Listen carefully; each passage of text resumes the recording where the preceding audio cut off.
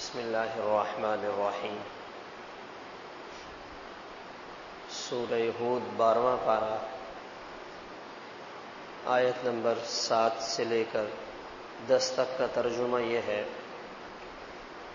وَهُوَ الَّذِي خَلَقَ السَّمَاوَاتِ وَالْأَرْضَ فِي 6 أَيَّامٍ۔ اللہ تعالیٰ نے آسمانوں اور زمین کو 6 دنوں کی مقدار میں پیدا کیا۔ وَكَانَ عَرْشُهُ عَلَى الْمَاءِ، اور اللہ تعالیٰ کا عرش پانی پر تھا۔ لِيَبْلُوَكُمْ أَيُّكُمْ أَحْسَنُ عَمَلًا، تاکہ تمہارا امتحان لیں تم میں خوبصورت عمل کون کرتا ہے۔ وَلَئِن قُلْتَ إِنَّكُمْ مَبْعُوثُونَ مِن بَعْدِ الْمَوْتِ، اگر آپ کہیں کہ تمہیں موت کے بعد دوبارہ اٹھایا جائے گا، لَيَقُولَنَّ الَّذِينَ كَفَرُوا، تو یقیناً کافر لوگ انکار کرتے ہوئے یوں کہیں گے: إِنْ هَذَا إِلَّا سِحْرٌ مُبِينٌ، یہ تو کھلا جادو ہے۔ وَلَئِنْ أَخَّرْنَا عَنْهُمُ الْعَذَابَ إِلَىٰ أُمَّةٍ مَّعْدُودَةٍ، اگر ہم کسی حکمت کی وجہ سے عذاب کو مؤخر کر دیں ایک مقررہ وقت تک کے لیے، لَيَقُولُنَّ مَا يَحْبِسُ، تو یہ کافر حیران ہو کر کہیں گے کہ عذاب کو کس چیز نے روک رکھا ہے۔ أَلَا يَوْمَ يَأْتِيهِمْ لَيْسَ مَصْرُوفًا عَنْهُمْ، سن لیں جس دن عذاب آئے گا پھر اس عذاب کو کوئی ہٹا نہیں سکے گا۔ وَحَاقَ بِهِمْ مَا كَانُوا بِهِ يَسْتَهْزِئُونَ، اور جس کا یہ مذاق اڑاتے ہیں اس کا وبال ان پر آ پڑے گا۔ وَلَئِنْ أَذَقْنَا الْإِنسَانَ مِنَّا رَحْمَةً، اگر ہم انسان کو اپنی رحمت کے کچھ حصے سے نواز دیتے ہیں، ثُمَّ نَزَعْنَاهَا مِنْهُ، پھر ہم اس سے واپس لے لیتے ہیں، إِنَّهُ لَيَئُوسٌ كَفُورٌ، تو یہ مایوس ہو جاتا ہے، ناشکرا بن جاتا ہے۔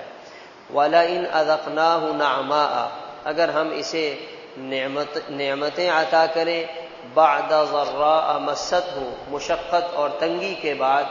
لَيَقُولَنَّ ذَهَبَ السَّيِّئَاتُ عَنِّي، تو اتراتے ہوئے کہے گا تنگی چلی گئی۔ إِنَّهُ لَفَرِحٌ فَخُورٌ، بے شک یہ انسان اترانے والا ہے اور فخر کرنے والا ہے۔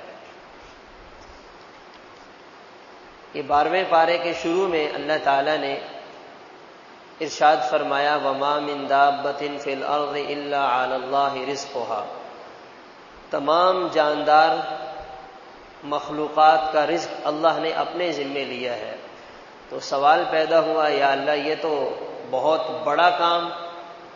اور بہت بڑی ذمہ داری آپ نے اپنے ذمے لے لی ہے، تو یہ تو کیسے ہوگا اور اتنے لوگوں کو آپ کیسے رزق دیں گے؟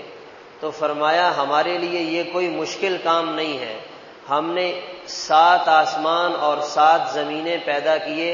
جب اتنا بڑا نظام ہم اپنی قدرت سے بنا سکتے ہیں تو اس میں پیدا ہونے والی مخلوقات کو روزی دینا یہ بھی ہمارا کام ہے اور ہمارے لیے آسان ہے۔ اور فرمایا جب یہ آسمان اور زمین ابھی وجود میں نہیں آئے تھے، سارے کا سارا پانی ہی پانی تھا، اور پانی پر اللہ کا عرش تھا۔ اب اس میں علماء فرماتے ہیں یہ مطلب نہیں کہ پانی کے اوپر رکھا ہوا تھا، جیسے آج اللہ کا عرش 7 آسمانوں سے اوپر ہے، تو اس طرح یہ اس پورے کائنات کے نقشے میں پانی ہی پانی تھا اور اللہ کا عرش تھا۔ پھر اس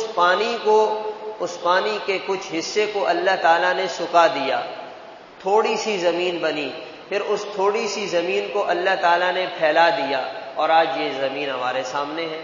اور یہ خوبصورت آسمان ہمارے سامنے ہے۔ فرمایا 6 دنوں کی مقدار میں ہم نے پیدا کیا، اگر ہم چاہتے تو ہم تو لمحے بھر میں یہ کر سکتے تھے، مگر ہم نے یہ تمہیں سمجھایا کہ اس کائنات کے نظام میں ہر چیز تدریجاً وجود میں آتی ہے۔ ایک چھوٹا سا انسان، اس کے وجود کے بننے میں 9 مہینے کا عرصہ لگتا ہے، ایک درخت کے تیار ہونے میں کئی سال لگ جاتے ہیں۔ تو اس کائنات میں کوئی کام یکدم نہیں ہوتا۔ قوموں کو جو عروج ملتا ہے اس کے پیچھے بھی بڑی محنت کرنی پڑتی ہے، اور جو قوموں پہ زوال آتا ہے وہ بھی اچانک نہیں آتا، اس کے پیچھے ان کی غفلت، ان کی کوتاہی، ان کی بدعملی ایک عرصے تک چلتی ہے، پھر ان پر زوال آتا ہے۔ تو اس کائنات کے نظام کی ایک ایک چیز میں اللہ تعالیٰ نے تدریج کا نظام رکھ دیا، اور پھر فرمایا یہ سب کچھ ہم نے بنایا۔ یہ اتنا بڑا نظام قائم کرنے کے پیچھے ہم کیا چاہ رہے تھے؟ لِيَبْلُوَكُمْ أَيُّكُمْ أَحْسَنُ عَمَلًا، تم میں بہترین اور خوبصورت عمل کون کر کے ہمارے پاس حاضر ہوتا ہے۔ اس کے اندر علماء فرماتے ہیں اللہ تعالیٰ نے بہت بڑی بات ہمیں سمجھا دی اور ہمارا ذہن صاف کر دیا، اور ہمیں یہ ہمارے سامنے یہ واضح کر دیا، یہ کائنات کا پورا نقشہ اور یہ پوری فضا اور یہ زمین اور آسمان، اس کو اللہ تعالیٰ نے ایک کمرہ امتحان بنا دیا ہے، امتحان ہال بنا دیا ہے۔ جب بچہ امتحان ہال میں پیپر دینے کے لیے جاتا ہے تو وہ یہ نہیں دیکھتا یہاں پہ پنکھا چل رہا ہے نہیں چل رہا، یہاں اے سی کام کر رہے ہیں نہیں کر رہے، وہ یہ نہیں دیکھتا میرے ساتھ والی سیٹ پر بیٹھا ہوا بچہ صحیح جواب لکھ رہا ہے یا غلط جواب لکھ رہا ہے، وہ یہ نہیں دیکھتا امتحان کا پرچہ بنانے والے نے میری مرضی کے سوال بنائے ہیں یا میری مرضی کے خلاف سوال بنائے ہیں۔ اس کو جیسا ماحول ملے گا اس کی پوری توجہ اس پر ہوگی، کسی طرح یہ 3-4 سوال حل ہو اور مجھے پاس ہونے کے برابر نمبر مل جائے، میرا کام بن جائے گا۔ لیکن آج ہم نادان انسان، کیا مرد اور کیا عورت، اس کمرہ امتحان میں بیٹھ کے ان چکروں میں پڑے ہوئے ہیں، اس نے اتنا بنا لیا، یہ کہاں سے آ گیا، یہ مکان میرا، یہ گاڑی میری، یہ کاروبار میں نے بنایا، میرا بچہ یورپ چلا جائے اس کو یہ ڈگری مل جائے، اچھا فلاں کو یہ کیوں مل گیا، اور ایک مقابلے کی فضا بنی ہوئی ہے۔ تو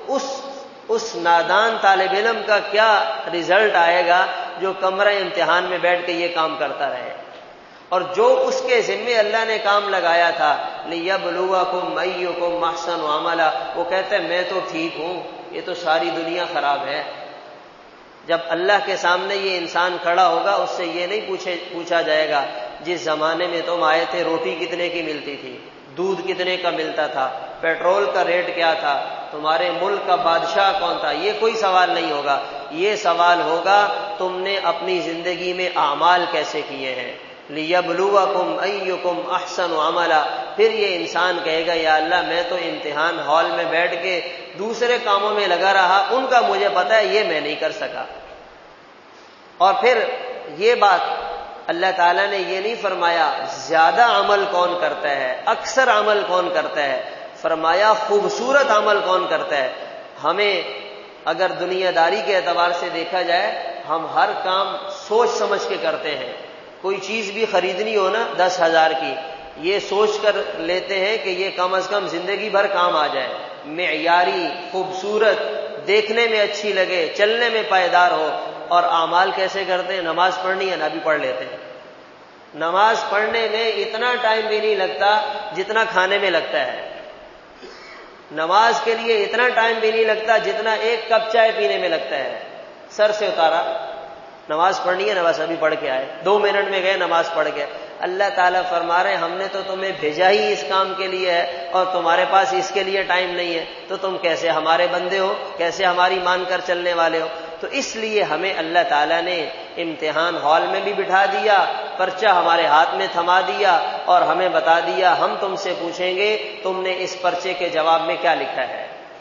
تم نے اس پرچے کو کیسے حل کیا ہے، اس پرچے میں ہم نے ہماری طرف سے دیے گئے سوال کا کیا جواب لکھا ہے۔ اگر طالب علم پرچہ پھاڑ کے اپنی مرضی کا سوال بنائے اور اس کا زبردست جواب لکھے امتحان حال کے نگران کو دے دے، وہ کہے گا صاحب آپ ہمارے ہاں فیل ہیں، آپ نے تو ہمارا پرچہ ہی پھاڑ دیا ہے، ہم آپ کو کیا نمبر دیں گے، آپ کو تو 0 بھی نہیں ملے گا۔ تو یہ آج کے انسان کا حال ہے کہ اس نے اللہ کے دیے ہوئے پرچے کو پھاڑ دیا،